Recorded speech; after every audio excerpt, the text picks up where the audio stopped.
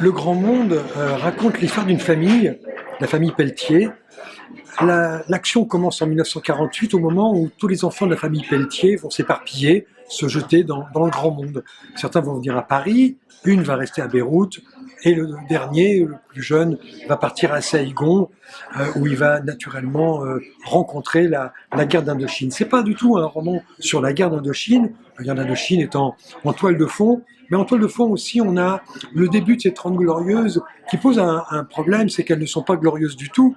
On a l'habitude de penser que ces 30 glorieuses sont des années d'ascenseur social, de réussite, ce qui est en grande partie vrai, mais au début des 30 glorieuses, c'est-à-dire dans les années directement d'après-guerre, la situation est beaucoup plus difficile et les enfants qui arrivent à Paris, au lieu de trouver un Paris festif et joyeux, trouvent un Paris compliqué, avec beaucoup de jours de grève, avec un taux de chômage très élevé, avec une inflation galopante, et donc pour eux, le Grand Monde va être, au début en tout cas, un monde un peu difficile. C'est ce livre-là que je suis venu présenter ici à Lille, à l'invitation du Furet du Nord. C'est pour moi une habitude, presque un rendez-vous à chacun de mes livres, de venir vous retrouver au Furet. Donc voilà, j'espère que ce livre vous intéressera, comme il m'a, moi, passionné de l'écrire.